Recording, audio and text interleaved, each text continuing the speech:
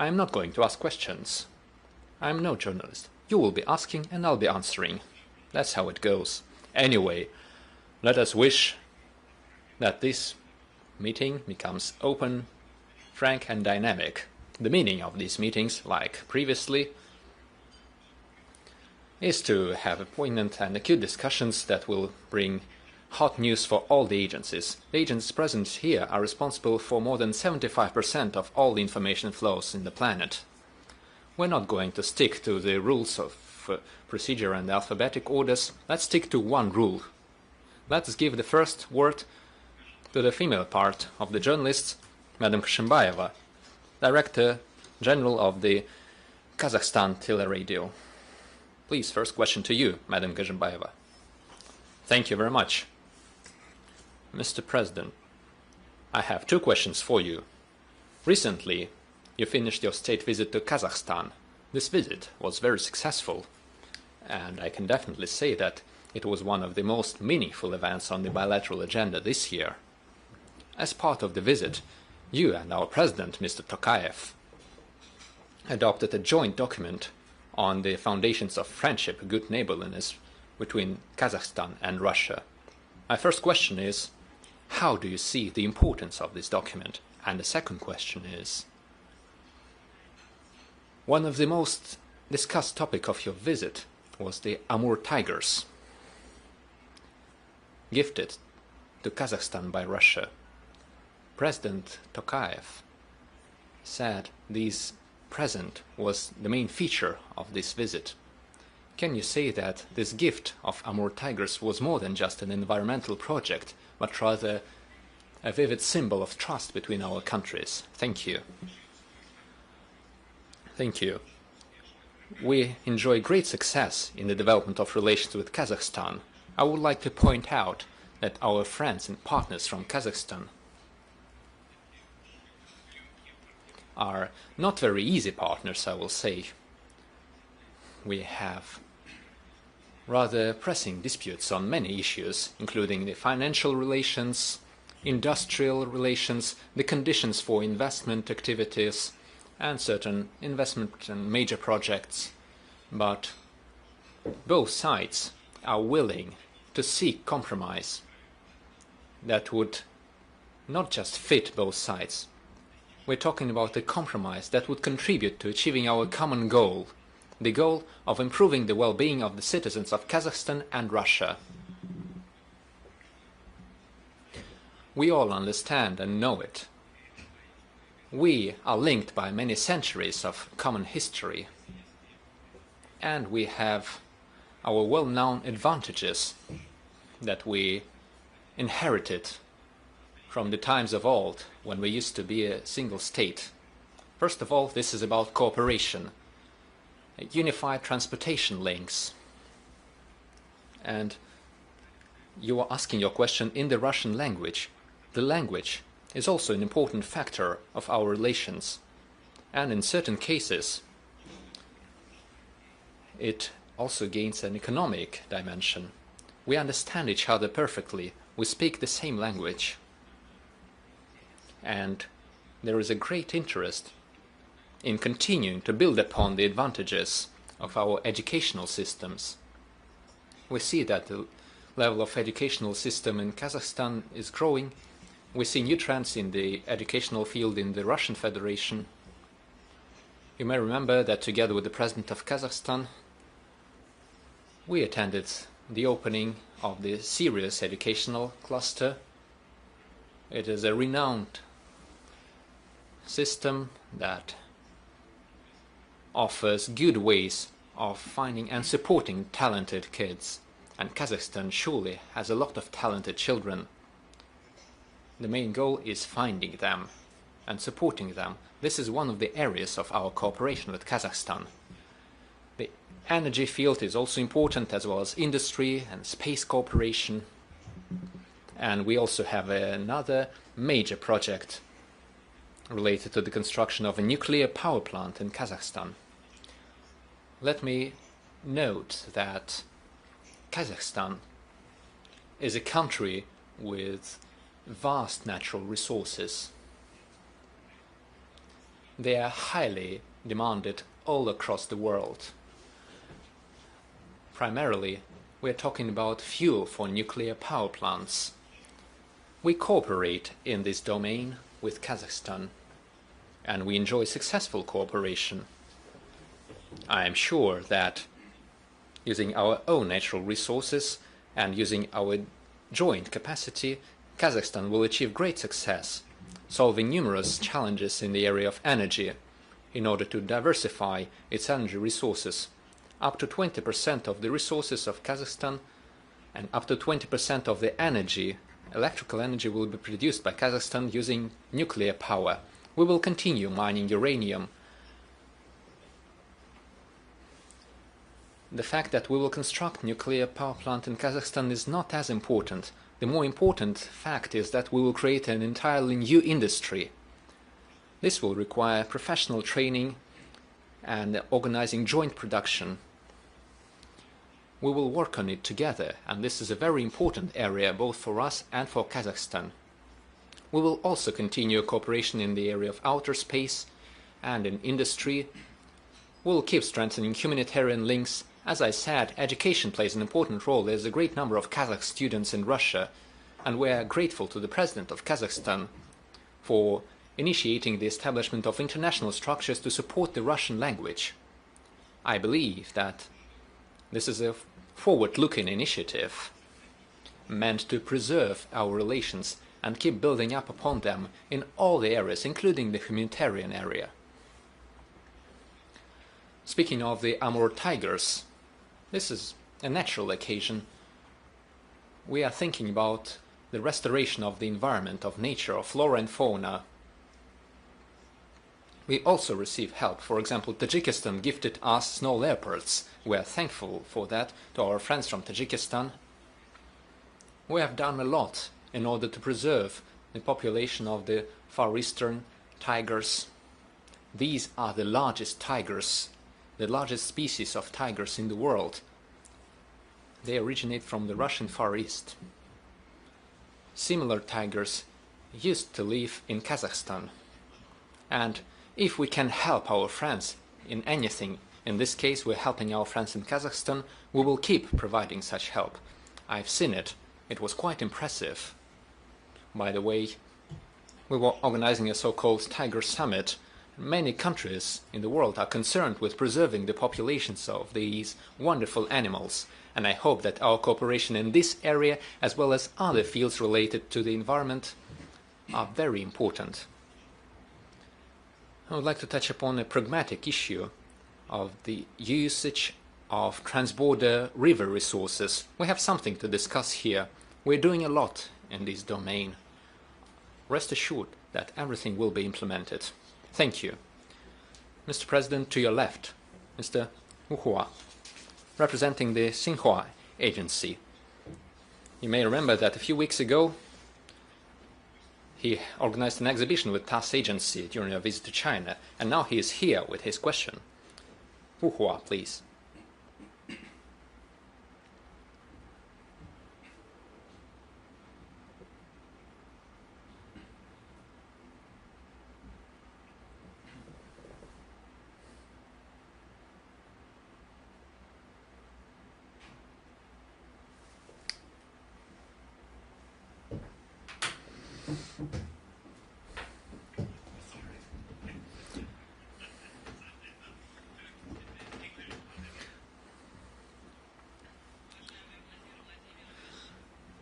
Mr. President, Mr. Putin, I thank you for visiting China. This was a wonderful and successful visit. This year, we organized an important exhibition on the occasion of the anniversary of our information agencies, Xinhua and TASS. I thank you for paying special attention to us. Allow me to use this occasion to ask you a question. In May this year, you paid your 25th visit to China, and together with President Xi, you discussed very important issues relating to our international relations. We have done the counting. Over the past 14 years, you have had over 50 meetings. This is an unprecedented result. We enjoy relations of good neighborliness and friendship. Our relations are at their highest point. I firmly believe that this visit left a deep impression upon you. The close cooperation between Russia and China shows a high level that we have achieved. It was achieved through various means. And how exactly was it achieved is my first question. And the second question is, we published a new declaration, a new joint comprehensive declaration of Russia and China, saying we all stick to the principles of the UN Charter, defending its goals in their entirety. And of course, we defend the global world order. We are the victors of World War II. My question is, how should we defend the historical truth? How should we pass on that truth to future generations while not allowing anyone to distort this historical truth? These are my two questions for you. Thank you. First of all, I would like to thank you for the warm welcome that we enjoyed as we visited Beijing and as we visited the exhibition that you organized together with your colleague, Mr. Kondrashov of CAS. This was a very substantial exhibition, and I thank you for that. Speaking of the results that we have achieved in our cooperation, here's what I would like to point out. In the recent years, especially after the beginning of the events that we're currently witnessing in Ukraine, we keep hearing people say that Russia made a pivot towards Asia, that Russia changed its policy. No, Russia did not change anything. We did not pivot anywhere. The agreement which laid down the foundations of our cooperation with China, the basic agreement that helped us achieve today's results, the results which are quite impressive, I must say. According to different statistics, we have about 250 billion US dollars of trade volume, and we see great diversification. But let me repeat, it all started back in 2001 when we signed the basic agreement. It was back in 2001. We are natural allies and partners. We are neighbors. We share a vast common border. You don't choose your neighbors. This is a thing of history. Throughout centuries and during our interactions, we have elaborated a certain system of principles that we stick to in our relations. It didn't occur today, yesterday, or 5 years ago. We have been working on them throughout centuries. China is rapidly developing. China is getting an increasingly large share in global economy, politics, and international affairs in general. Of course, we have been closely monitoring this progress, and we have been working together, cooperating. 25 years ago, we signed the foundational agreement that laid a good basis and established good fundamental conditions for developing bilateral cooperation across all areas. And now here are the results. In the recent years, we have seen greater economic growth and diversification of the economies of Russia and China. We see new opportunities opening for us in various areas. I'm not going to enumerate all of them, but I will say that, most importantly, in the recent years, we have been paying more and more attention to the matters related to the new economy based on artificial intelligence, digital technology, the biological and genetic achievements, and so on. We have always been cooperating. This isn't a thing of the past 5 years. We have always had cooperation in the military sphere, and we shall continue this cooperation as before. Nothing new has happened here. These are traditions of our relations. Military and technical cooperation are important domains for us. We make new advancements in this area. this isn't something related to the current events that the world is watching, including the events in Ukraine or in the Middle East. This is something that we have been working on. This is a result of our friendship with China. This is not a friendship against someone. This is a friendship that helps us mutually. And I would like to point out the achievements in the area of AI and high-tech. I think this is where the future of our cooperation lies. We always say this when we meet with President Xi, and he calls me his old friend, and I also call him that. This is no exaggeration or figure of speech. We enjoy great trust and confidence. First of all, we are guided by our national interests, the interests of our countries, which coincide in many cases. This serves as a good foundation to make new achievements. This is why I believe that we have laid down good foundations. We have good preconditions for improving relations with China, and I'm sure that all the goals that we set forward during my visit will be achieved fully. Me and President Xi have had an important schedule. We have had many bilateral meetings.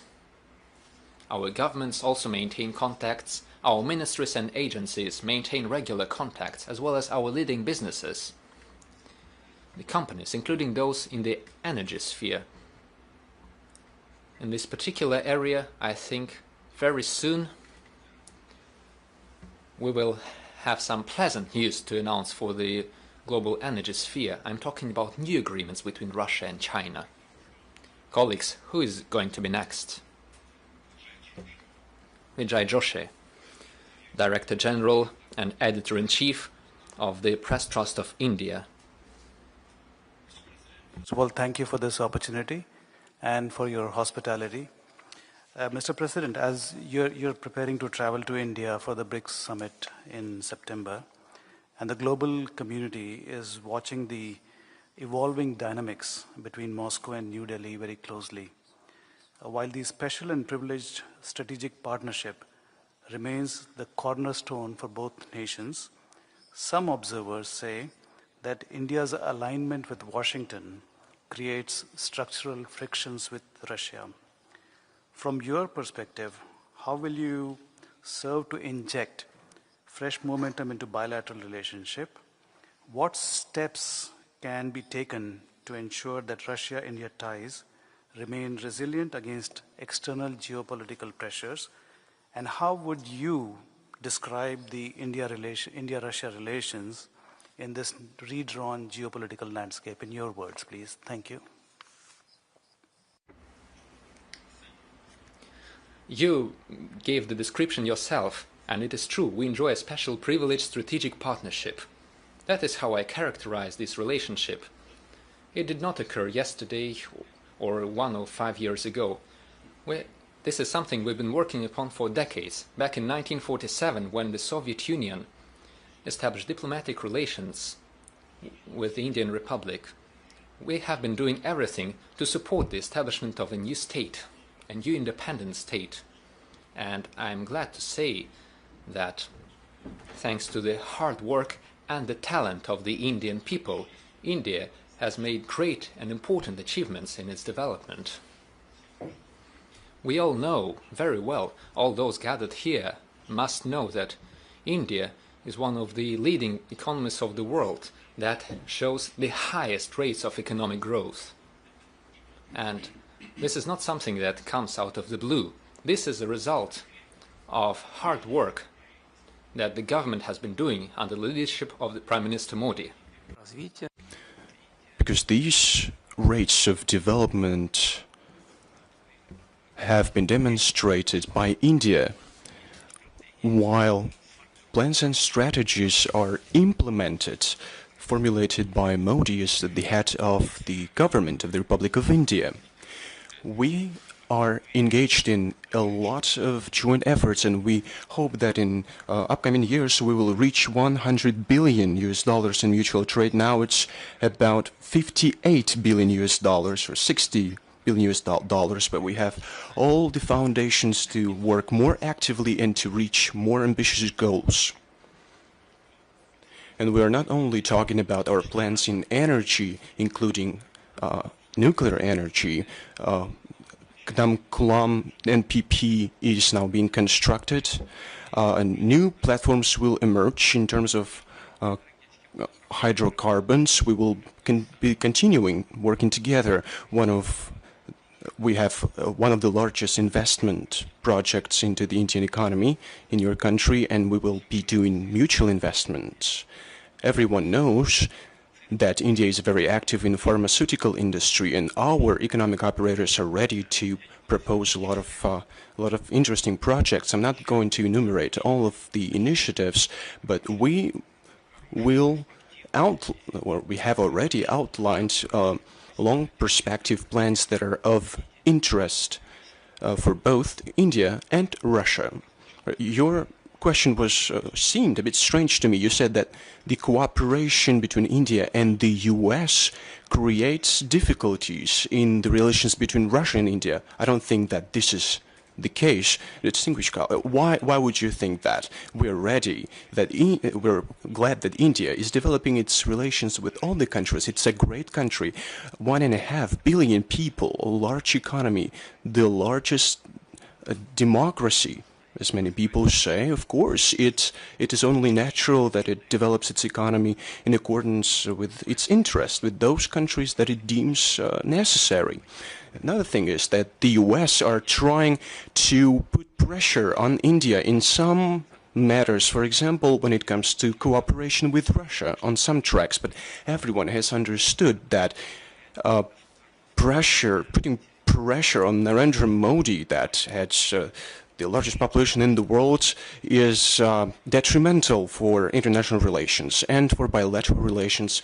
It doesn't matter where this pressure comes from. We don't see any negative consequences. I think that we can come to an agreement with all the participants of this process. And as of today, there, I would say, are no serious repercussions emanating from this state of affairs. We're developing our ties with India, and we'll continue doing that, and we deem India to be a very reliable partner. James Jordan, representative of the U.S., the Associated Press Agency, please. Please be as genuine as you can. Organization of this gathering. It's always fascinating to hear President Putin's views on many global matters. I've been here for 3 years now, and it's always an interesting experience, so thank you. President Putin, yesterday hundreds of drones were launched into Russia from Ukraine. Some struck a naval base nearby, some struck an oil depot nearby, causing a plume of smoke over St. Petersburg, your home city. Flights were also disrupted into the airport here. More broadly, the Russian economy has dipped recently. Your personal approval ratings have also dipped. And the US says the invasion has become a strategic disaster. Those are the words of Marco Rubio. He also added that Russia won't achieve its war aims by military means alone. Given this, is it still logical to pursue your war aim of controlling the whole of the Donbass region, or are you ready to make a deal? Thank you.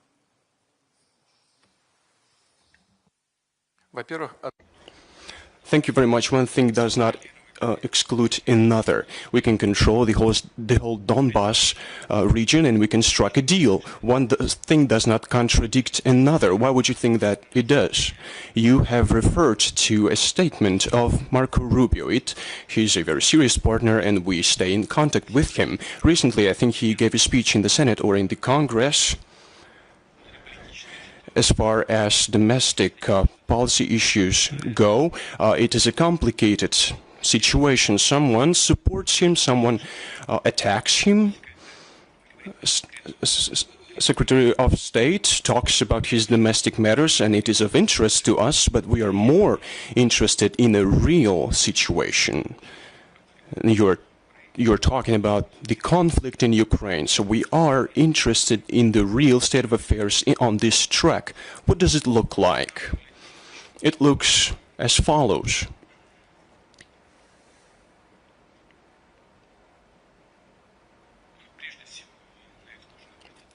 First and foremost, and one should pay attention to it, the Russian armed forces are advancing along the whole line of contact. There is no place where we would not be advancing.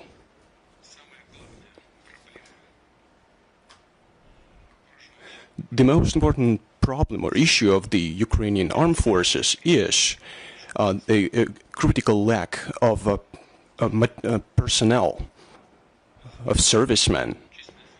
Recently, the numbers have dropped by 100,000 people. Monthly, they lose about 40,000 people. As a result of this process of bussification, they capture people on the streets and put them in the buses like stray dogs.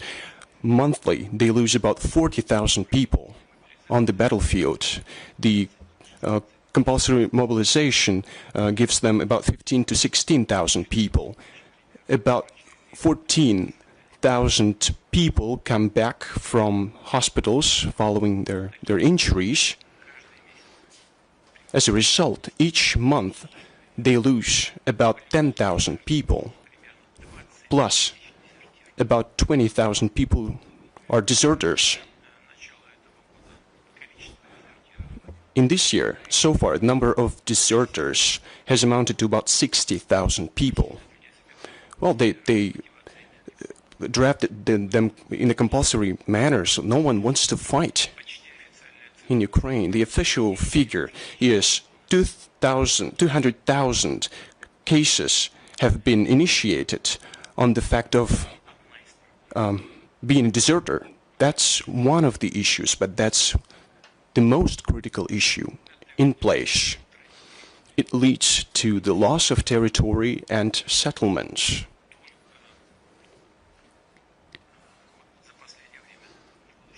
Recently, and I'm not going to give you the exact number of settlements because I'm afraid I can make a mistake, but about 2,440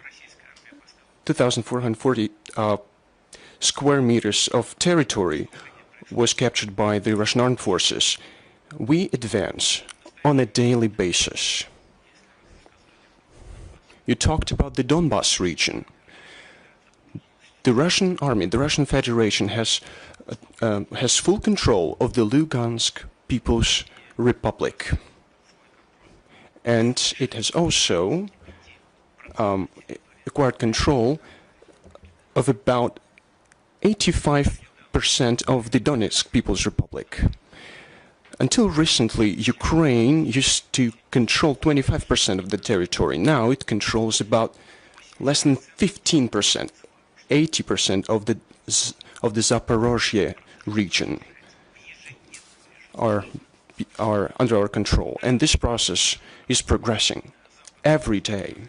Of course, Western sponsors are supplying great numbers of drones, of different models, long-range drones to Ukraine. Some are able to penetrate our air defense systems. But Russia has an effective and efficient air defense system. Of course, we have to update it, to modernize it, to strengthen it, but Ukraine does not have the system at all. They have separate components of this system, but they don't have the system as a whole. They have Patriot systems and other systems, but there's a great lack of them. But they don't have a unified system in place. They don't have any strike capabilities. the likes of which Russia has. I'm talking about hypersonic missiles, cruise missiles, land-based, sea-based, air-based systems. I'm talking about all of them. And there's another thing that is maybe the most important thing that I'd like to talk about. The Russian people is full of patriotism and is willing to do everything for the victory. That's the main prerequisite for achieving all the goals and tasks of the special military operation. The list of questions that I deem important should include one other thing, one other condition, namely the presence of one's own scientific, military and personnel base for solving all the issues to supply everything that is necessary for the Russian Federation. And this base is being strengthened month in, month out. And of course, it is at the foundation of all those accomplishments that I have just referred to. Therefore, I'd like to sum up what I've been talking about for the last couple of minutes. I'd like to add that there is no doubt that we are ready, that we want to come to an agreement with Ukraine through peaceful means, using the foundation that we discussed with President Trump in Anchorage. Back then, we received questions whether we could agree on a compromise, and we discussed it in Anchorage, and Russia agrees to the compromise that we talked about in Anchorage. Important is that the Ukrainian side agrees to them as well. Then the conflict would peter out naturally and very fast. Thank you very much. Have you received all the answers to your question? You could also ask more questions if there's enough time for it. Mr. President, this retaliation strikes that we are launching with regard to, or as an answer to attacks on the Russian infrastructure, on Ukrainian infrastructure, these strikes are systematic in their nature, but one last attack, one retaliation attack that Russia launched, I'd like to clarify something. Have we used the Oreshnik system? And what gives us, what advantage does it give to us when we use such systems? As far as our new systems go, they emerge, we see them emerge. It is true for the Oreshnik system, but I think it's a bit different from what we used to do previously, before the conflict erupted in Ukraine. What I mean by that is that we used to test these systems on test sites, but we have not tested Oreshnik because we didn't have any. We haven't used Oreshnik on the battlefield when you're being genuine. And I'm gonna reveal a military state secret to you today, because we launched a strike and we wanted to see the results because it was convenient. We're talking about the Belotserkov settlement and the Donetsk People's Republic, where the main fortified region is. Our drone struck that a building, and we wanted to see what was it built on. We made exact calculations because it was important for us to be able to make decisions in the future to apply the Oreshnik systems when we want to strike certain aims, targets in the city boundaries. What's our next question? Martin Romanchik from DPA, Germany. I wanted to ask a question. Mr. Romanchuk, you represent one of the largest media agencies in Germany. Being a journalist, do you see that your country is doing the preparations for a war? Is it true, or is it just we that are seeing that? Or are you really trying to start a war? You don't have to answer because it's not an interrogation. You're an investigator. Well, we'll talk later on following this meeting. Please. I'd like to answer your question. I don't think so. Distinguished Mr. President, thank you very much for inviting me to this meeting. I'd also like to touch upon Ukrainian conflict, and I'd like to follow up on the question that we just heard. You talked about peace. Germany and other European states would like to participate in negotiations aimed at reaching peace. Currently, the negotiations are taking place with the U.S. as intermediaries, despite the developments in Iran. What role can be played by Germany and by Mr. Federal Chancellor? And I'd like to ask something else. You said that you see Gerhard Schroeder as a possible intermediary in the negotiations. Apart from Mr. Schroeder, who else can act as a mediator from Germany in these negotiations? You said something that I'd like to draw your attention to. First, you said that Europe would like to take part in these negotiations. Is that right? Second, who, apart from Mr. Schroeder, could possibly act as a mediator? One thing is to participate in the negotiations, and another thing is to be a mediator.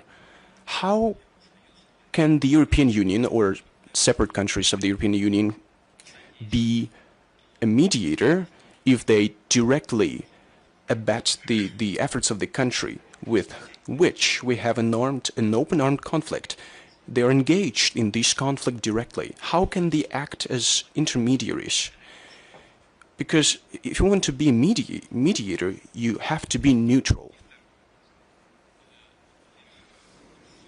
Moreover, it is with surprise that I saw the reaction to what I had said about Mr. Schroeder being a possible mediator.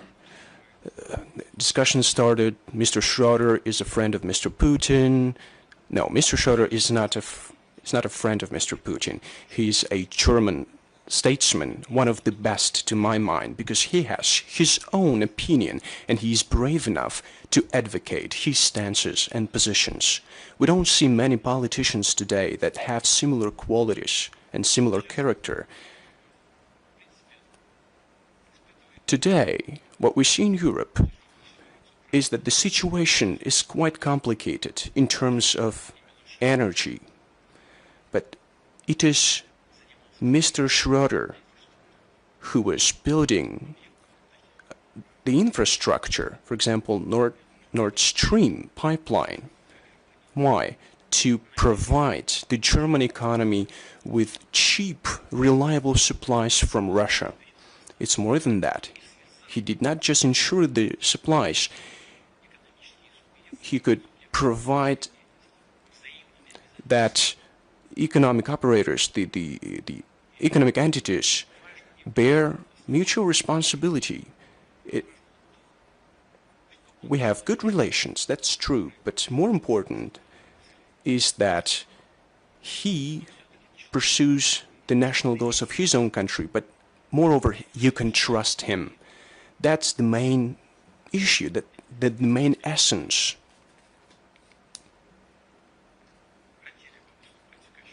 Some people want to act as mediators.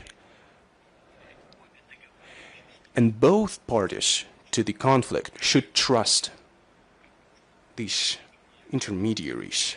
But I do not understand, how can you trust, or how can Russia trust the people that have been repeatedly saying about inflicting a strategic defeat upon Russia. That's the issue. Martin. That's the issue, Martin. That is the problem. Nevertheless, we never reject any opportunity. We had never said no to contacts with the representatives of the European Union in certain formats, whether it is with intermediaries on Ukraine or not. I have said that we have our problems with that. It is hard to disagree with that. And yet, we maintain contacts. We do not reject them. You may just pick up the phone and call us. If you want to come, you may come. But it is up to them. They are not willing. I was surprised to hear that Russia, this evil Russia, stopped supplying energy resources to Europe. We never stopped. Europe just said no. They refused to buy, hoping that we would collapse. But they have seen for themselves that we did not collapse. So they understood that it was enough. So they changed something a bit. We have always been open. There have been so many public statements that it is now hard for Europe to change its stance, even though they see that it's detrimental. I'm not going to make comments on that, but I want to repeat, we never said no. If someone believes it necessary to revive dialogue with Russia, we're ready for that. You're welcome to do so. But who is going to be the negotiator from Europe? I don't know. We're not trying to impose our opinions. I simply heard the discussions saying that Russia is trying to impose something to appoint the negotiator. We're not doing that. Naturally, we want to understand who this could be, and I repeat that these must be people that we can trust, that everyone can trust. These are just working details that can be discussed and ironed out further at the level of foreign ministries, for example, or at the level of our intelligence agencies. Our intelligence contacts continue, by the way.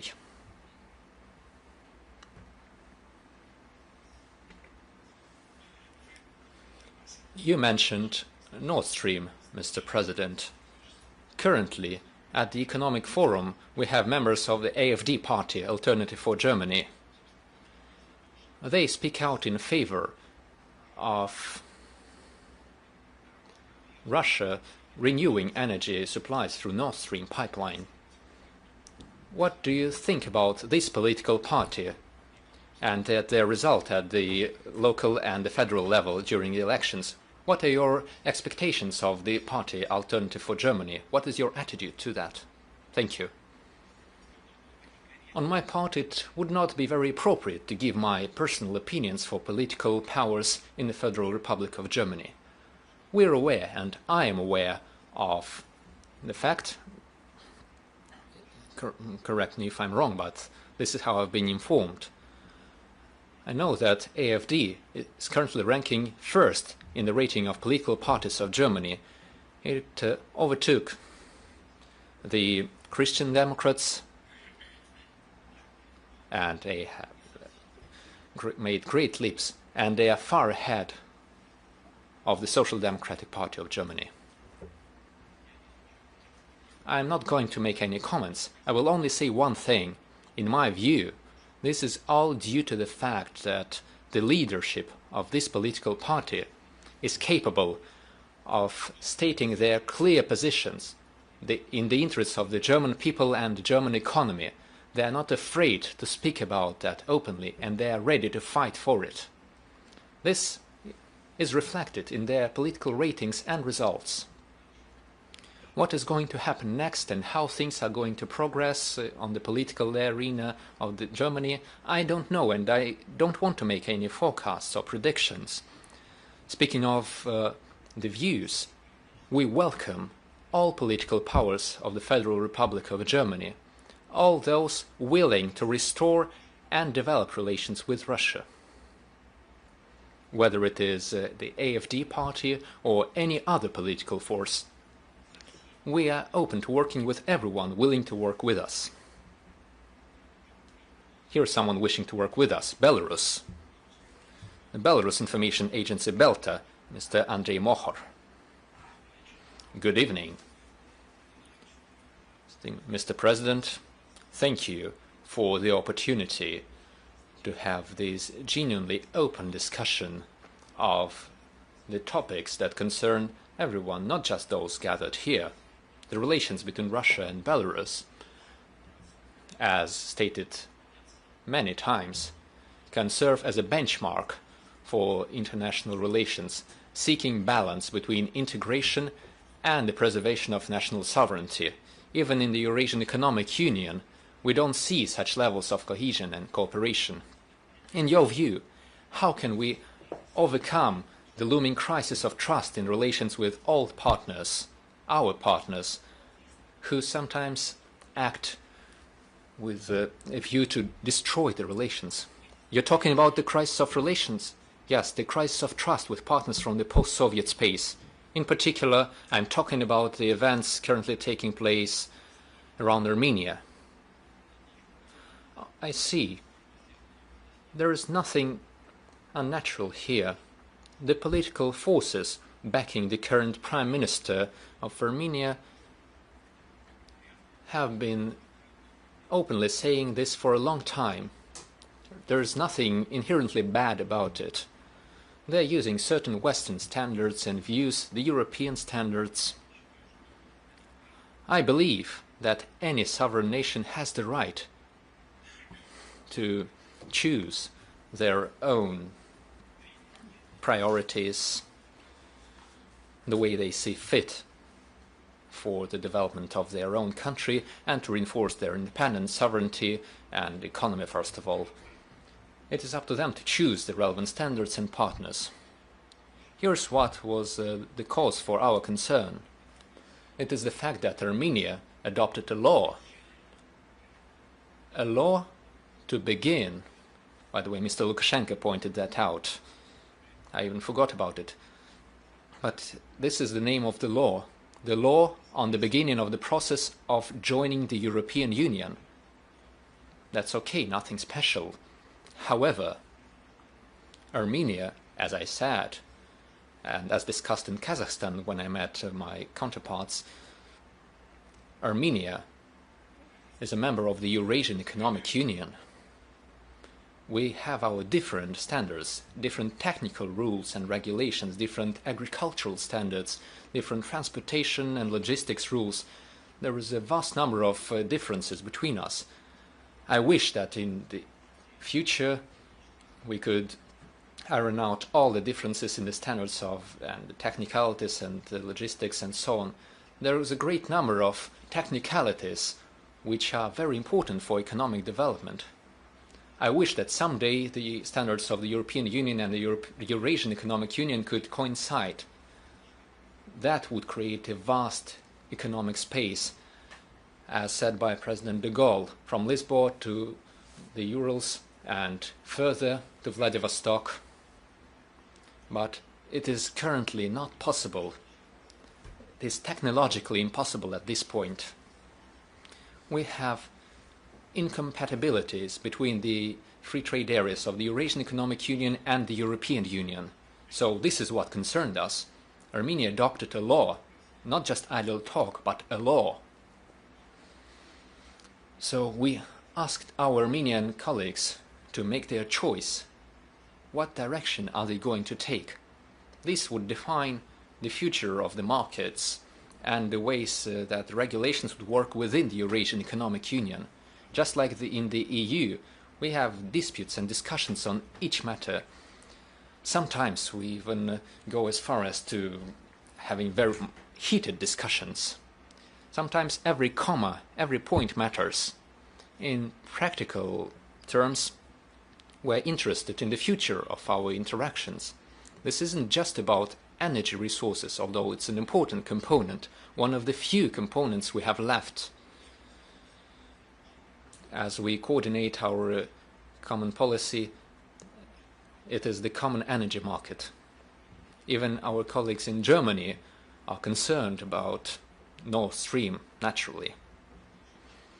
This is a very important area, and in the post-Soviet space, within the Eurasian Economic Union, this is also very important. This is the only thing we asked, to make a choice. Even Prime Minister Pashinyan himself, back in the day, or I'd say very recently, he said that he believed it necessary to organize a referendum on this issue.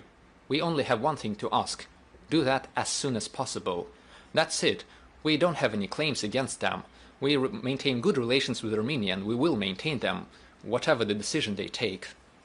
That's it. Speaking of other countries, irrespective of the technical difficulties, we always find an agreement with the countries on the post-Soviet space. For Armenia specifically, it was Russia who insisted, at the request of Armenia, that they become a member of the Eurasian Economic Union. Keeping in mind that in a number of parameters the Armenian economy did not really fit the common context of our space. But now they decided that they should think about a different direction. We don't mind that. They are free to do so. We only ask them to make their choice as soon as possible so that we can see the future more clearly. This is not a political issue in my view. There are certain economic and technical issues. That's right, and I hope we will deal with them. Speaking of Nord Stream and energy, by the way, as you know, Nord Streams have been destroyed, exploded. But there is one line of the Nord Stream 2 pipeline which is still intact. We could launch the supply of gas tomorrow. We could provide natural gas to Germany from Russia at first notice. It's a matter of just pushing the button and the gas will go. But it will require a decision by the government of Germany. We have an existing contract between Gazprom and their partner in Germany. Contacts are still there. They maintain contacts. Gazprom never rejected that. Gazprom could start shipments tomorrow, if needed, and the partners of Gazprom are also willing. They want that. So the only obstacle is a decision by the government of the Federal Republic of Germany. This is a matter of politics, a matter of sovereignty. They didn't just set off an explosion. This was an act of state terrorism. I think you will agree with that. There is still one line of the pipeline. It is intact, but it is still under American sanctions, the US sanctions.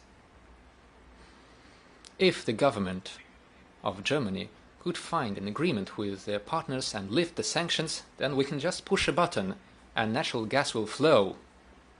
Whenever we do that, even tomorrow, this is a matter of sovereignty and a matter of finding an agreement. If you say no, it is a no. But you can say to the partners in Washington that you need that, since you're going through trying times and great challenges given the high prices which undermine the competitiveness of the German economy. They are harming the entire European Union because Germany is the power train of the entire European economy. You may say that you need the system, or perhaps you can find a solution and find a peaceful resolution by explaining the seriousness of the situation. That's all it takes.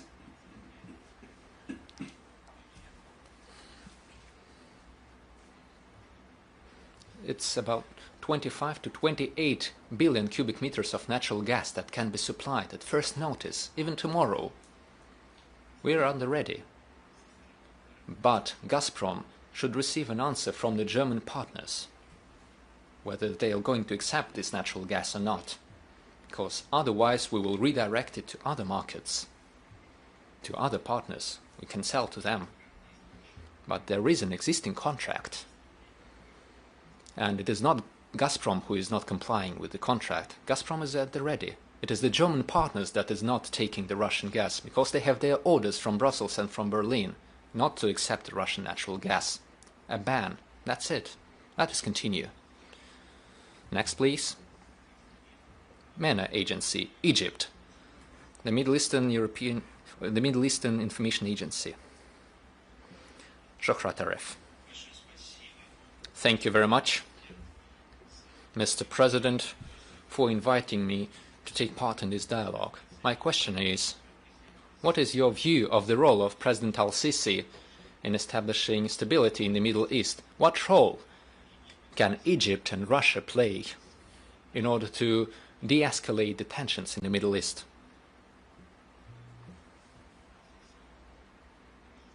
President al-Sisi is our good friend.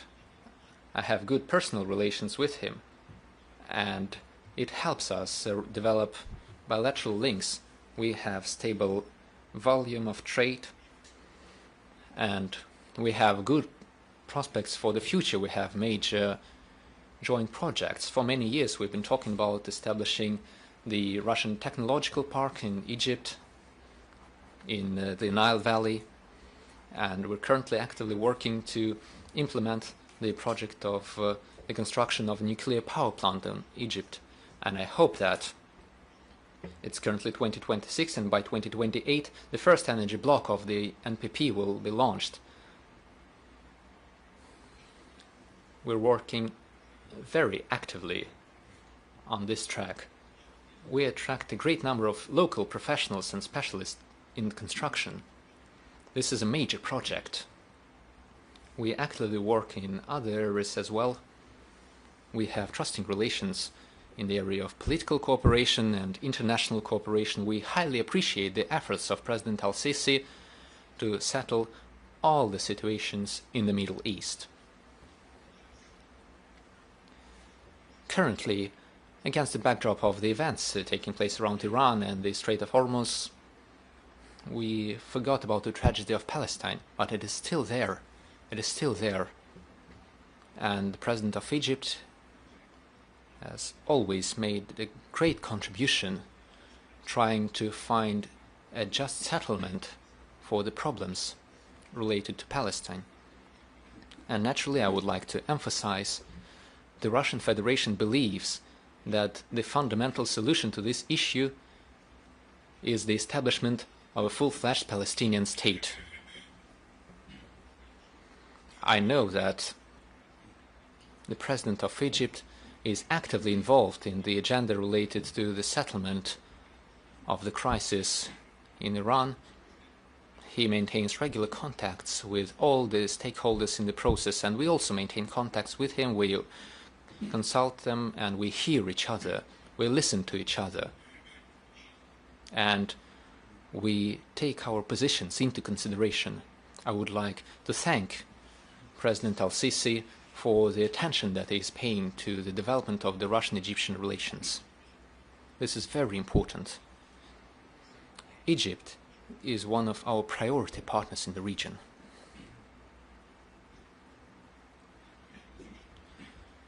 It was Spain who was speaking of Middle Eastern conflicts. We have José Manuel Sanz Mingote of the FA Information Agency, please. Yes, thank you very much. I would like to thank our friends from TASS Agency. Thank you for your hospitality. Mr. President, my question is related to the Ukrainian issue. What is stopping us from achieving long-term peace in Ukraine? What are the obstacles for discussing all the legitimate concerns of Russia related to the conflict? We can see, and you have mentioned that there has been progress, but it takes a very long time. It goes very slowly, especially speaking of Donbass. We have seen numerous attacks on both sides. Isn't this the moment when we must achieve a ceasefire and go to the negotiation table and discuss all the matters? Perhaps the European Union and the European countries, under these circumstances, cannot serve as intermediaries, but they can help. They could help in finding a solution to this issue. Thank you very much. I believe that, yes, it is true, the European Union could try and help us find a solution. I believe that the solution shall lie within the framework of the agreements reached in Anchorage. The Ukrainian side is very well aware of that. There is one more point. Back then and before Anchorage, Russia was asked whether we were ready to accept a number of compromises. And I remember when I came with a visit to Anchorage, I told President Trump that we were ready, and I gave him the details about the agreements and these compromises that we could reach. They should be accepted by the Ukrainian side. That's what is important. But you have to take into account the domestic policy situation. I don't think that Kiev is ready for it. If we achieve peace there, the fight for power in this country, the economic situation against this backdrop, all this will change radically. And I think that the authorities are not interested really in the cessation of hostilities, because then people in power would hardly receive any prospects of staying in power. You have to also address economic issues. European experts know that we're talking about hundreds of billions of euros that Ukraine requires to recuperate economically. We know about the proposals of the German Chancellor that Ukraine has to become an associated member of the EU. It does not concern us. We would mind if the EU turns into a military bloc. That is what causes concern. But when we're talking about economic integration, associations, we don't mind. But European experts know what the cost of such an association would be. And European agriculture experts know that. If Ukrainian agricultural produce goes to European markets, they know what the result would be. I can delve into this topic, but going back to your question, I can say the following. Of course, the European Union can play a role, but not by supplying weapons to Ukraine, but by trying to make Ukraine reach a compromise that we talked about in Anchorage. Azerbaijan, Vugar Aliyev, Director General of Azertouch. Thank you very much, Mr. President, for your time. I'm going to ask a question about the relations between Russia and Azerbaijan. How would you assess the prospects of relations between Russia and Azerbaijan? I think that our ties, our relations are good. They're friendly, and they have been friendly, always. I'm talking about the economy, about politics. A couple of years ago, we signed a strategic cooperation treaty, and we are developing our relations.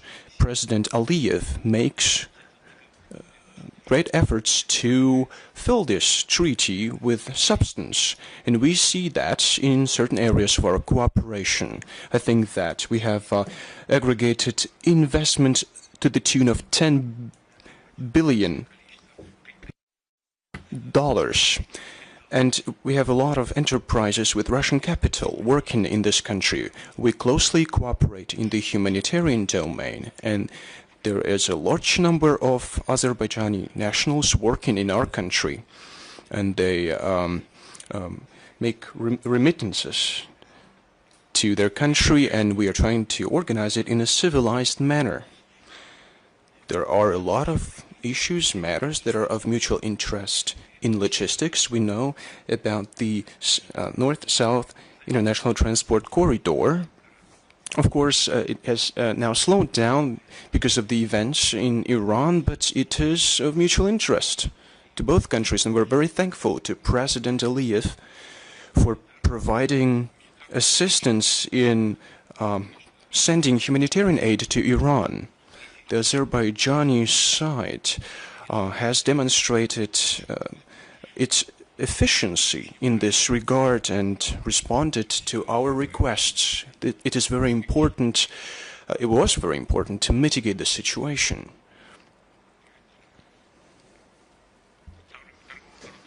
Our trade turnover is on the rise. New avenues are emerging to supply goods, commodities.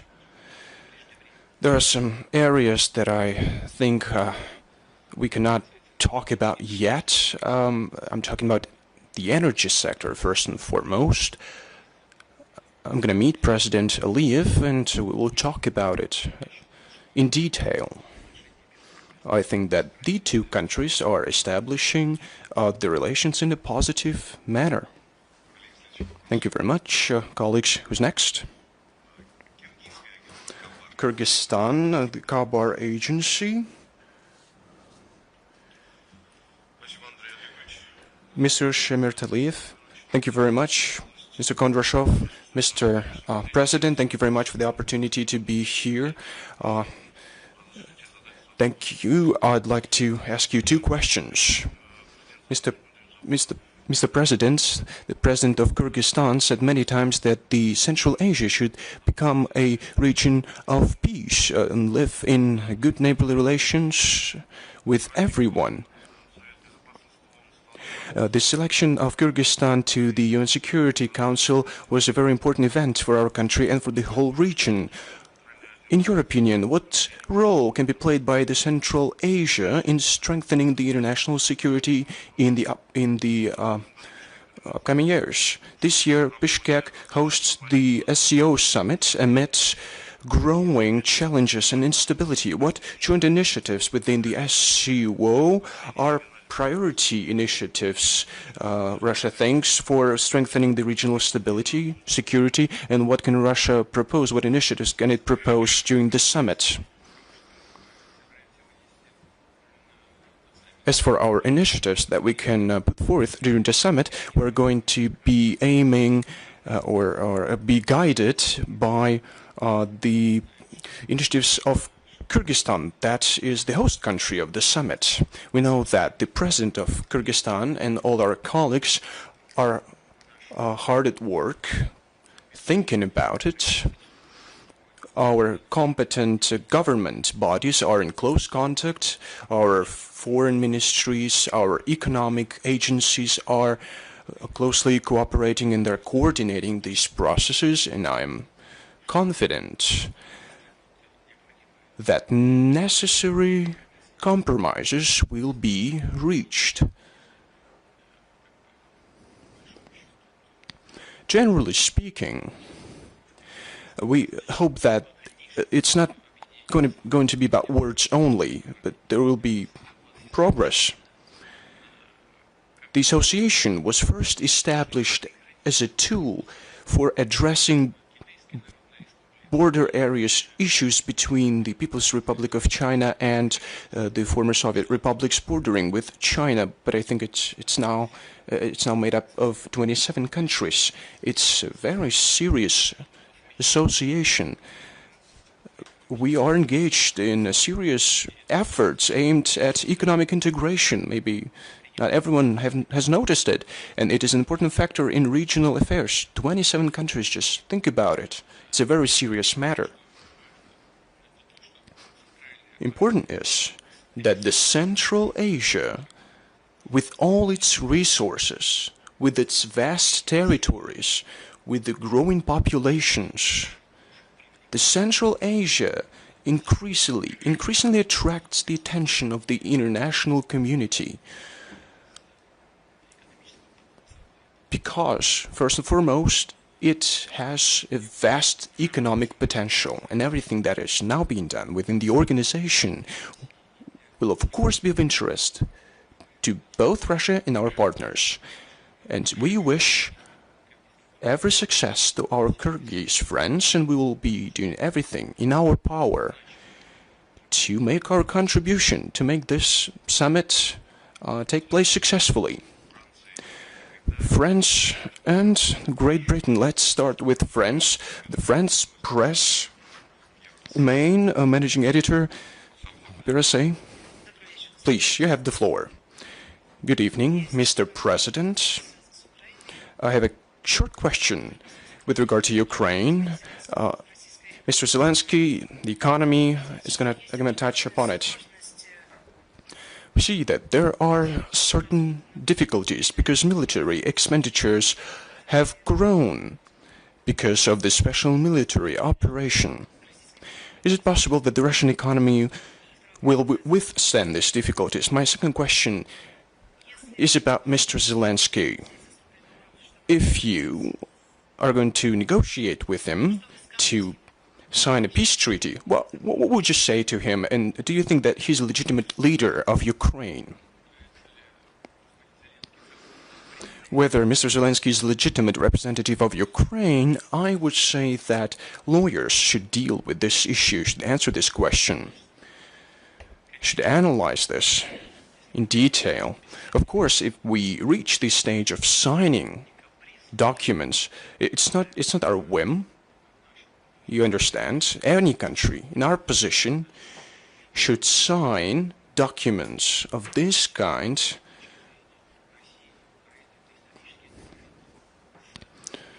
these are historic documents we're talking about. So we should sign these documents with legitimate representatives in accordance with the basic law, with the constitution of the party. We're talking about Ukraine in our case. Of course, this is an issue that will be painstakingly studied by future analysts. And I've talked about it at length already, repeatedly. 2 years exactly to the day, in 2024, the mandate of Mr. Zelensky expired. His presidential mandate expired. At the end of last year, at the beginning of this year, people started talking about the elections in Ukraine. We don't hear any news about it now. Will they hold elections or not?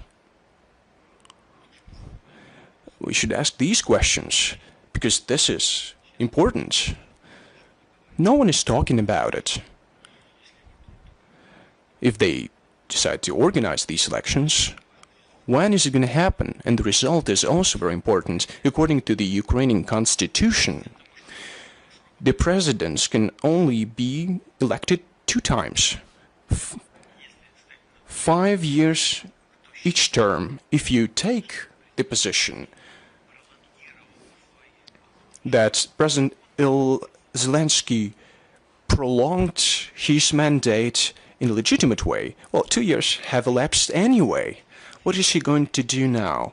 Is he going to be elected for 5 more years? No, it's not in accordance with the Constitution. You can only be elected for 2 terms in a row, for 10 years in total. What about the 2 years that he has been in power? What about these last 2 years? There are a lot of questions in this regard.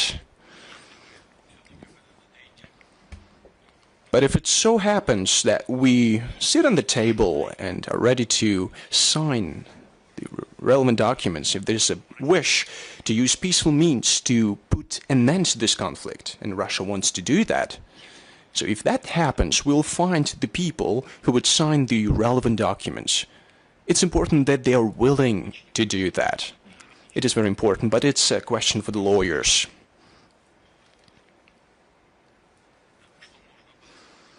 As far as what I can say to Mr. Zelensky, if we will near the end of the conflict, well, thank God. That's what one would say, that it's gonna be over soon. But of course, lawyers should research it carefully, painstakingly, and I think everyone understands that. So I'd like to reiterate it once again. We can sign these documents only with the people who undoubtedly are legitimate for signing such documents. There are a lot of options. The chairman of the Verkhovная Rada, maybe Mr. Zelensky himself, but one should, of course, look what kind of documents these are and what legal consequences they're going to be. Well, the main thing is the desire to do that, but we'll find a way around to send the documents if time comes.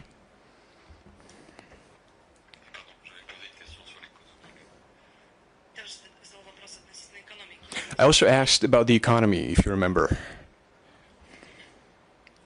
As far as the economy goes, I remember Mark Twain's words. I think it was Mark Twain. I think the rumors about my death are hugely exaggerated. I think that was a joke that he made at one point. Now, we remember the forecast that Russia will lose on the battlefield. I also remember the then President of the United States. He used to say that the Russian economy was shattered. Was torn to shreds. But you have to look at the real trends, at the real state of affairs, the real state of the economy. The economy of the European Union over the last 3 years has grown by how many percent? Don't even think about it. It's about 3%. What about the Russian economy? It has grown by 10%. It's more than it's a threefold difference. The leading economies, Germany, for example, less than 1%. Last year, the Russian economy grew by 1%, and it continues to grow.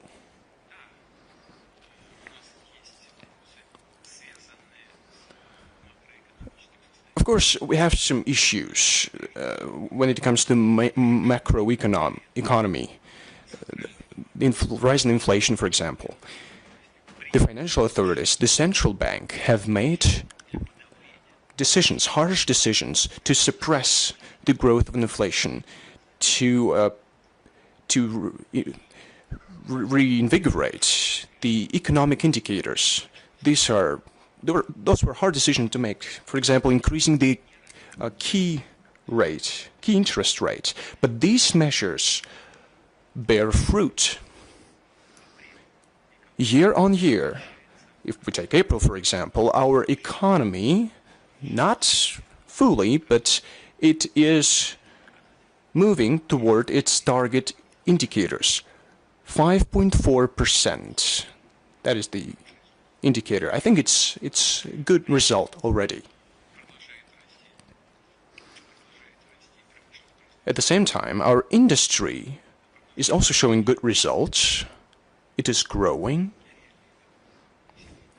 The livelihoods of people are also on the rise.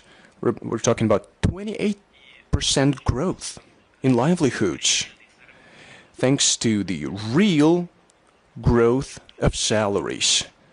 We're talking about 25% growth in real salaries. We are satisfying all the social needs of the Russian citizens. We are increasing the pensions, social benefits, minimum wages.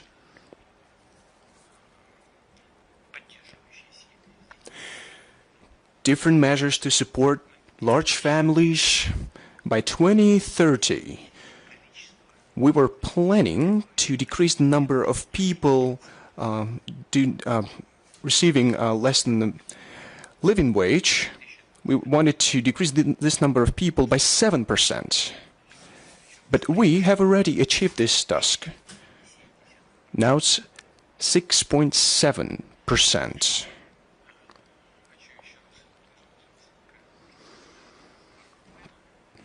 So, remember I was talking about the quote of Mark Twain.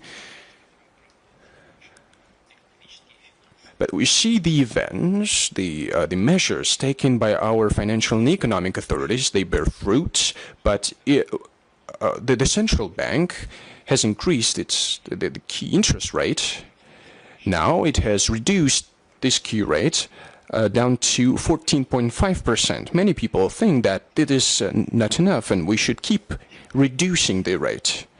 I'm not going to comment on it because it's going to take a lot of time. I'm always listening to this discussion between the economic bloc of the government and the central bank. But we are achieving results, and we deliberately made that understanding and mindful of the fact that the volumes of investments to the capital would reduce. With such high interest rates, of course, we will see a decrease of investments, but we did that deliberately. We tried to cool down the economy. One could say that we cooled it too much, or one could say that we didn't do enough, but these were deliberate steps. We don't want inflation to go too high. We don't want dozens of percentages of inflation rates like in some countries. We don't want hyperinflations. We are fighting for the health of the Russian economy. And I would like to draw your attention to another important fact. The national debt, the state debt is 15.6% of our GDP. What about France? They have over 100%, 112% to be more specific, more or less so. But we have 15.6%. All of these gives us reasons to believe that we are on the right track and we feel confident. Reuters Agency, United Kingdom. Mark Bendyke, please.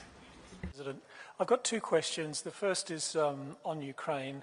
How you rate President Trump's performance in trying to end the conflict in Ukraine, whether he's become distracted by the Iran war, and indeed whether he miscalculated there, perhaps at the cost of pushing forward talks over Ukraine. My second question is about your own political future, Mr. President. You've been running the country now, been in power for 26 years, and whether you plan to stay in office until 2036, I think under the Constitution. And if you don't mind me saying, you look quite fit, whether you feel you have the stamina and the health to go the distance to 2036. Thank you.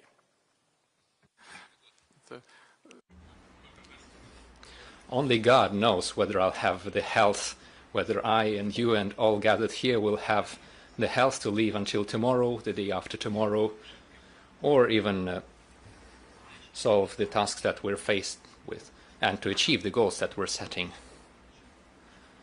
Only God knows. That's what I'll begin with. It is true that, according to the Constitution, I may get re-elected until 2036, but it is too early, too premature to talk about that, if I'm perfectly honest. I'm not even thinking about that. I'm being perfectly honest with you. The country is facing numerous, major, acute challenges, and they must be solved. We should be thinking about the future of Russia. That's what we should focus on. That's the first thing. Now, speaking of the Ukrainian track and speaking of what was done by the President of the United States in his attempts to settle the conflict, I already said, and I believe that there's nothing bad in repeating this. I think that President Trump is sincerely trying to settle the crisis in Ukraine. It is true that, and he has confirmed this too, he said he didn't expect this would be so hard. Perhaps some steps and some things don't seem too complicated, but as soon as you start getting involved into that, when you delve deep into the problem, it turns out that there are too many unknowns in the process, and they matter.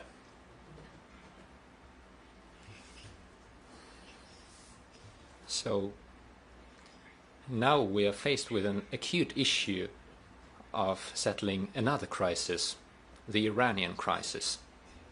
Naturally, we all see this and we understand that the US administration is distracted. They are forced to tackle this issue now, since the crisis in Ukraine is a local crisis, first and foremost. Unfortunately, the European countries and the European states don't see it that way and try to give it a global meaning.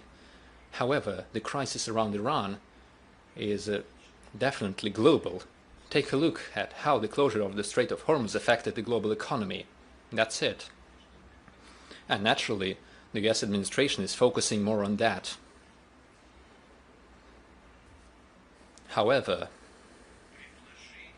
the proposals that have been made by President Trump, as I said previously, could serve as a foundation for a peace deal.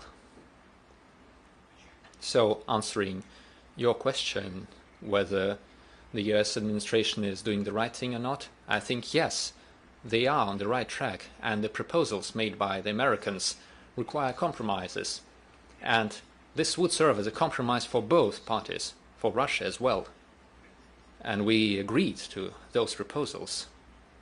It is now up to Ukraine to accept that, and we need to convince them. But I believe that these proposals could serve as a foundation of a peace deal between Russia and Ukraine, and could put an end to this conflict. One follow-up question on Iran. Do you think Russia could play a role in terms of settling that dispute, in particular in relation to the highly enriched uranium?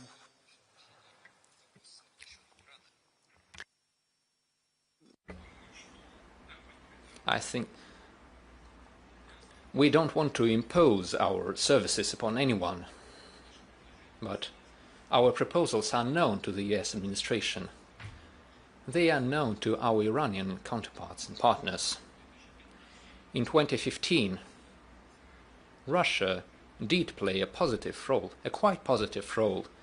Back then, we relocated the enriched uranium to the territory of Russia from Iran, and this served as a foundation for the JCPOA.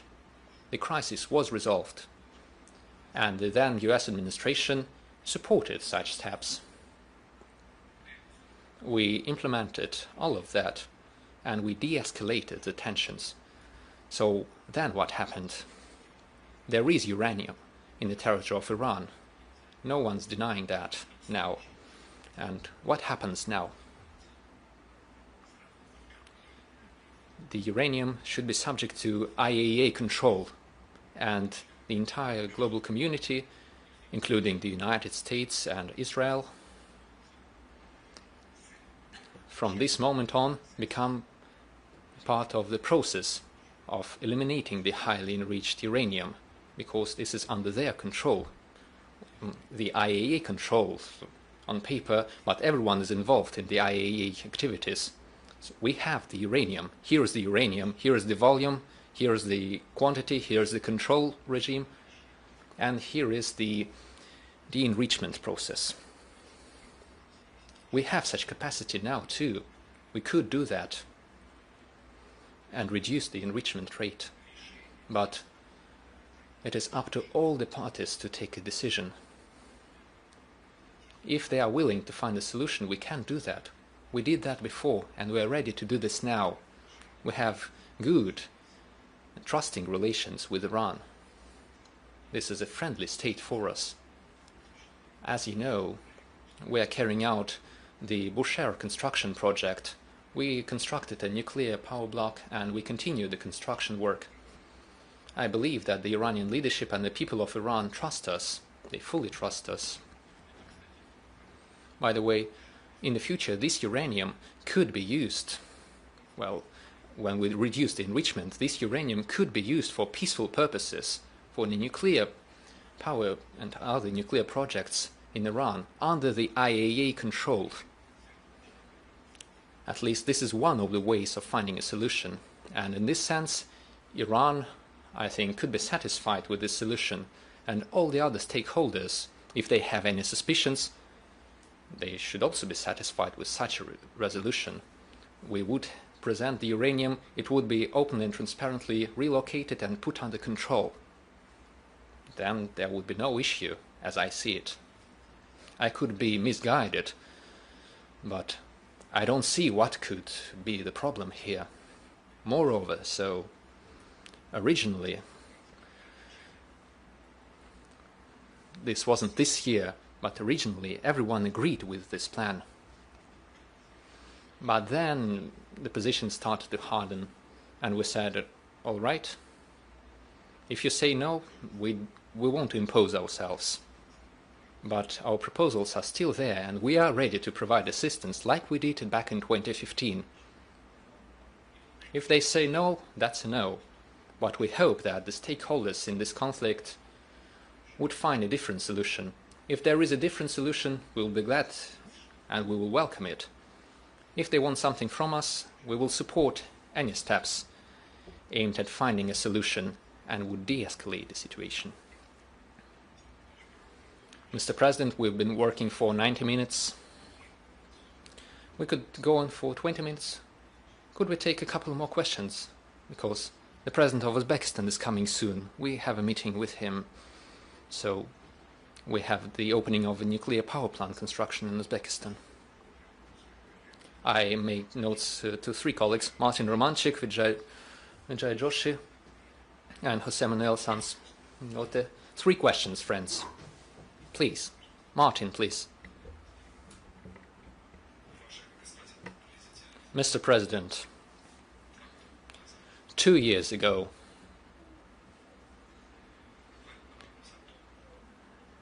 you were answering the question of whether Russia was going to attack NATO, and you said this was nonsense. At least that's how it was reported. But now, given the American plans not to deploy intermediate and long-range distance missiles in Germany, and given the emergence of new details regarding the United States relocating its troops from Europe to Asian countries, given all that, there is still talk of Russia possibly attacking the territory of NATO in the future. What do you think about such statements? One should just ask themselves, each and everyone thinking of this should ask themselves, why? Why should Russia do that? The conflict in Ukraine was originated in the coup d'etat in Ukraine and the suppression of all things Russian in Ukraine. The suppression of a major part of the population of Ukraine that did not accept the coup d'etat. This is a Russian-speaking country. Even the so-called nationalists in Ukraine mostly speak Russian at home. But that's not the thing. The thing is, the coup d'etat was followed by domestic events in Ukraine. And at the end of the day, I will not go into detail about the Minsk agreements and so on, but in the end we were forced to support a part of the people of Ukraine living in the territories that did not accept that coup d'etat. They were trying to get these territories involved into NATO. They openly deceived everyone, and you are all well aware of it. Starting from 1991, they were saying there would be not a step to the east by NATO. It was said by a Secretary General. And it was said by a citizen of Germany. I can't remember the name now, but he used to be Secretary General of NATO. All right, but what does Europe have to do with this? What's the point for us? What is the reason to attack Europe for Russia and to wage war against NATO? This is nonsense. It's more than nonsense. This is a deliberate provocation. Provocative statements meant to establish the illusion of a threat, to force the populations of these countries to spend more money on defense. And as a first step, they are forcing the population to pay for the actions of the regime that seized power in Kiev. I think that's the answer to your question. This is not just nonsense. They are provoking everyone. I'm surprised by the fact that part of the population of the European countries, surprisingly enough, believe it. This is ridiculous. It could be funny if it weren't so sad.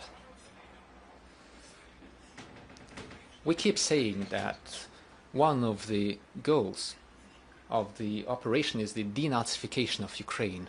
And everyone kept telling us, what kind of denazification are you talking about? What is denazification? They said that this was some nonsense made up by Russia. Why denazify Ukraine? They asked us. Listen, dear colleagues. Everyone witnessed it, but almost no one talked about it. The reburial of nationalists, of Nazis in Ukraine, those who throughout World War II were killing Jews, Poles and Russians. 1 million people killed in Ukraine. Million of innocent people. And now Ukraine is reburying the remains of these executioners with military honors. They're honoring them as heroes of Ukraine. Poland had a weak reaction. Israel had an even weaker reaction. Everyone's turning a blind eye, shamefully turning a blind eye to that. And the current head of the Kiev regime is doing that. And he's a Jew. Remember, his grandfather was fighting against Nazis. I think he's turning in his grave now. There is the Organization of Ukrainian Nationalists, the UPA, an absolutely pro-Nazi organization. And they are naming acting regiments of the armed forces of Ukraine in honor of the Organization of Ukrainian Nationalists. I believe that the law says, or is about to say, that propaganda of Nazism is prohibited. But we should draw the attention of the Ukrainian authorities to the fact that it is not enough to put this into law. You should stick to the law. You should implement that in practice. Listen, I understand that the so-called collective West is not willing to see a stronger Russia. They want to use Ukraine to hold back Russia, to make sure we don't defend our national interests so eagerly, to put us into our place and so on. But you must understand the threat that the revival of Nazism poses for everyone. The weapons from Ukraine are crawling all over the world. That's a fact. We have flourishing corruption in Ukraine all throughout the system, deeply rooted in the country. But we see the revival of Nazism too. What will we do about it? The colleagues are saying that Ukraine should be part of the European Union or an associated member of the EU or have a different status. All right, they are free to do that. But we have the facts. Something that happened just a few days ago, the reburial of one of the Nazis in Ukraine. He personally killed Roma, Jews, Poles, Russians, 1 million people. These people are reburied with military honors and deadly silence everywhere. I understand that they want to use everything in the fight against Russia. Some countries want so. But this is a threat for everyone. Remember that.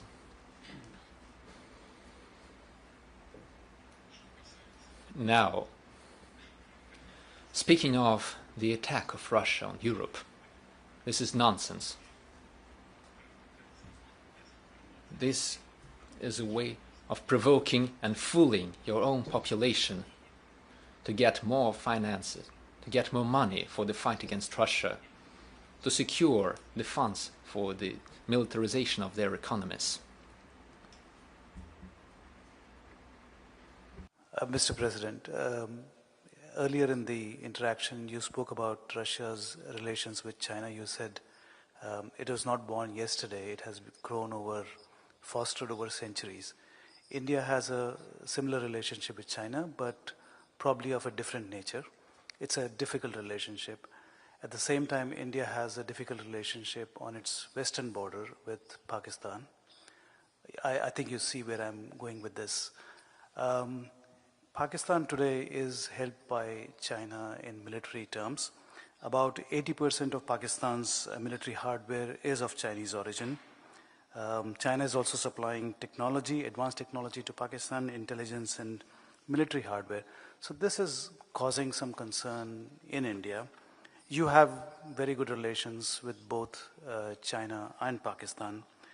Is there anything you would like to do at all in ensuring that India's security interests are not compromised? And a related question to that is that I just heard today that the S-400's latest battalion has been delivered to India. A fifth one remains.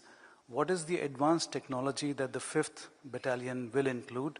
And if you can give maybe a definitive timeline on the joint development of Su-57 stealth fighter and the delivery of the Akula class nuclear submarine. Thank you. Of course, we are well aware. Of course, we are well aware of all the intricacies and, of course, all the issues concerning the border between India and Pakistan. You said that Pakistan is a country that is fully under the control of China. I don't think so. First and foremost, Pakistan is a large country, and it has multifaceted ties with different countries. Of course, for Pakistan, it is very important to take into account the cooperation with the People's Republic of China. But everyone is developing their relations with China because it is the greatest economy in the world in terms of its GDP at PPP. India ranks third. Russia ranks fourth in terms of its GDP at PPP. It's my answer to your French colleague to his question about the Russian economy. China, US, India, and Russia. That's the four top countries. We have outpaced the only European countries and Japan in this regard.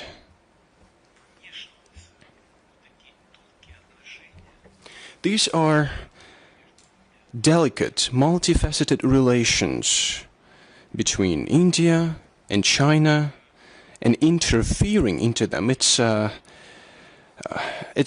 a good idea. Of course, we interact with our friends in both India and China. I'd like to point out the following. I'm not going to delve into details because this would not be appropriate, but I can tell you with certainty that President Xi and Prime Minister Modi are both trying to resolve all the issues that are of mutual interest, including when it comes to the relations on the border, and I don't have any doubts when it comes to this. As for Russia, we have our own relations with China, with India. You've talked about it. And believe you me, it's no one holds any grudges here. For decades, we have been establishing these relations, and it was happening naturally. The relations between Russia and India do not disturb China. Our relations with China do not disturb India. They do not interfere. But this linkage between the three countries helps everyone. Take BRICS, for example. Do you know where it all started? It all started here, in the city of St. Petersburg. At one point, I suggested that leaders of India, China, and your humble servant meet here. And that's how Russia, India, China was established. We had things to talk about, to agree upon. That's exactly what we started doing later on. Then we were joined by Brazil, because Brazil wanted to take part in this three-country format. Then the South Africa joined. We got BRICS. We continue to expand. When we meet, we talk, we come to an agreement. We don't have any issues in our cooperation, either with India or China. We know that we have a multifaceted cooperation in military technical cooperation. We cooperate with India in terms of advanced armaments. You know, the mid-range BrahMos missile, both land and sea-based BrahMos missiles, as far as Su-57 goes. At one point, we proposed to our Indian friends to work together on this technology. It's the 5th generation technology. I think it's the best in the world as of now. But back then, our Indian friends said, do it on your own, and then we will see. Maybe we'll join. You know, this aircraft could have been our joint project. We built it independently, but we are ready to work with India in this field to supply these aircraft, to keep developing it. We don't have any issues with it, any limitations. Same goes for air defense systems. But when you start talking about air defense systems, it is important. It is critical to have separate components, but it's even more important to create a system. You have to take into account different altitudes, slowly and fast-moving targets. You have to also take into account that there should be one information system that would be working in real time. It's a high-end task, a complicated task. Now we are working on updating this system. Of course, we still have issues that remain, that have to be solved, but it is unique expertise that no other country does. We do have this expertise, and we're ready to share this technology with our Chinese friends, with our Indian friends, and that's what we are doing. And we will keep working in this regard. Eighth agency, please. Yes, thank you very much. I would like to ask a short question. Am I right to understand your answer to the question, are you denying that military hostilities should stop before talks will start? And the second question is concerning Latin America. Throughout the recent months, did you have any contacts with the United States regarding the Cuban issue? And what happened in Venezuela? Did you discuss the capture of President Nicolas Maduro? What does Russia say about it? Speaking of the contacts on Cuba, I will tell you directly, a direct answer to your direct question. You asked whether we discussed this with the American administration. Yes, we did. I don't want to make any further comments on that, because we did not send our oil tanker to Cuba. Cuba is a friendly state for us. Throughout decades, we have enjoyed good friendly relations. The US administration is well aware of that. Our contacts with Cuba continue. Now, speaking of stopping the hostilities as a precondition for talks. There is no need to stop hostilities to start the talks. No need. We did have talks already, and hostilities continued as we were having these talks. Here's the issue. Let us be honest and frank. I have already said that there are fundamental factors to the conflict. I talked about it when I answered the question from the American colleague. There is a number of conditions that we're talking about. The Russian forces are on the offensive. Every day, if you look carefully at the events, you will see that the Russian armed forces are taking more and more localities and territories under their own control. 2.5 thousand square kilometers recently have been taken under control of the Russian army. 2,440,000. 2,440,000 square kilometers. Under these conditions, Ukraine would prefer that we stop the offensive. Take a look at the Zaporozhye region. We take 1.2 or 1.3 square kilometers every day, or 800 square meters. We go deeper along the front line. Of course we want to stop that, but it would be better to stop the war itself, accepting the compromises that were discussed in Anchorage. That's the better option. Please.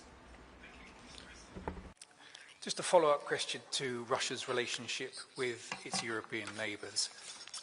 Associated Press reporting has tracked 191 incidents of malign or illegal activity across Europe since 2022. Western officials attribute these to Russia and its proxies, and they include... Are you talking about Russia's actions in the territory of European countries? Russia and its proxies.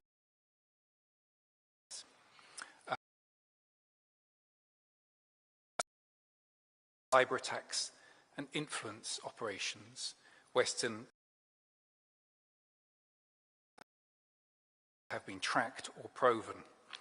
Does this mean that Russia is already waging a war against the West, and does it not risk escalation?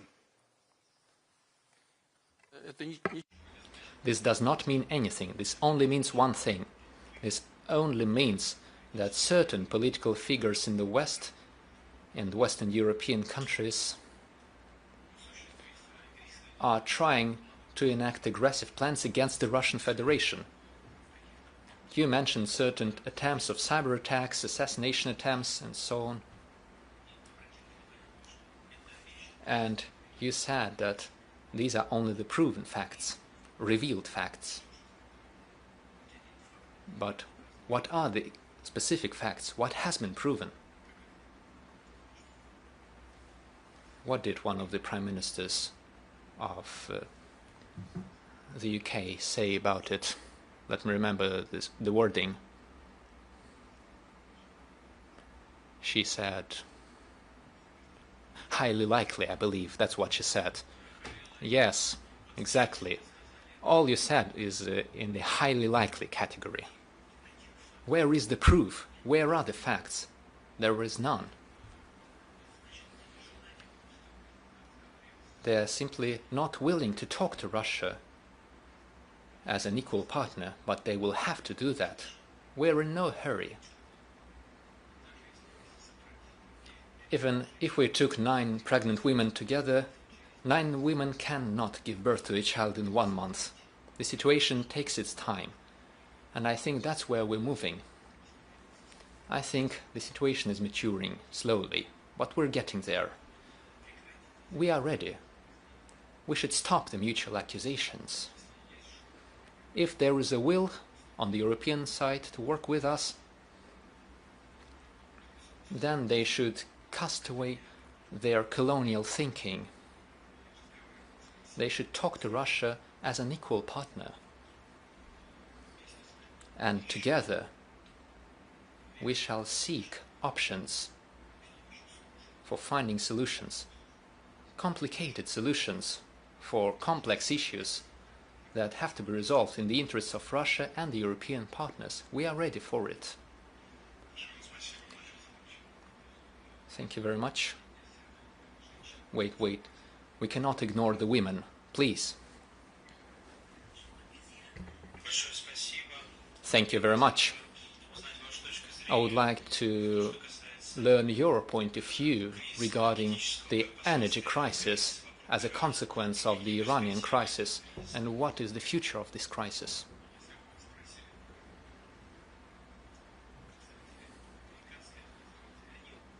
Even if we ask the US administration, they wouldn't answer that.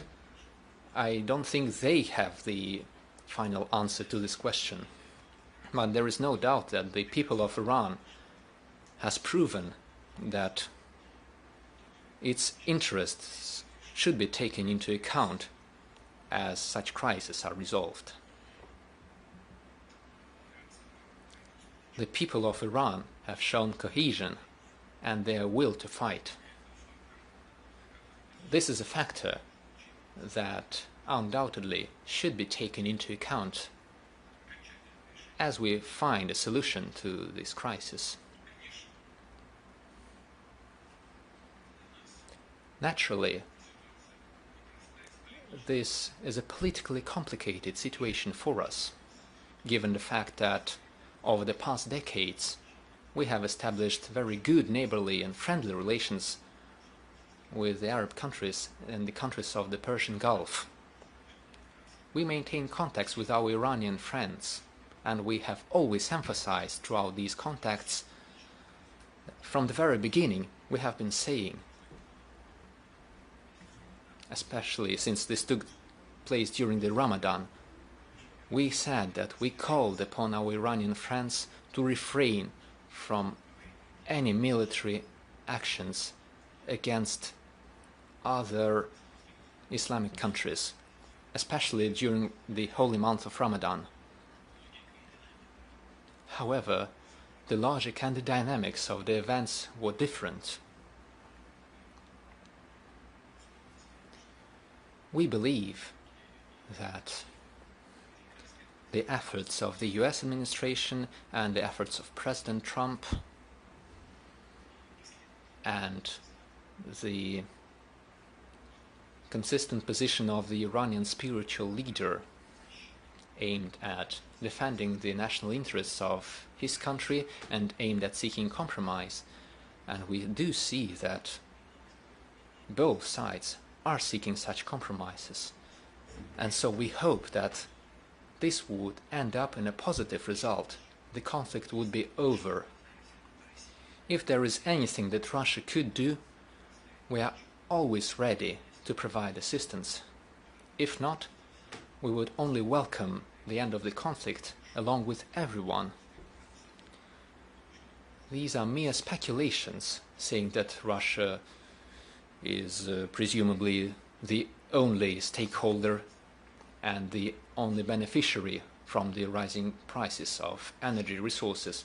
It is true, the prices are rising. We see that and we understand it. However, to a certain extent, our companies do benefit from that. But this is only temporary and short-lived. We are seeking long-term, stable relations with everyone based on mutual interests, and in this case, our interest is ending the conflict as soon as possible. We welcome the fact that, despite certain difficulties, a ceasefire has been established, a certain truce, and we do everything we can to assist in resolving the conflict in general. We maintain contacts with all our friends. Let me repeat, we will do everything we can, and if needed, we will provide our assistance in order to end the conflict. That's it. Thank you very much. Thank you very much, Mr. President. Thank you for this open and frank talk. I wish you all the success.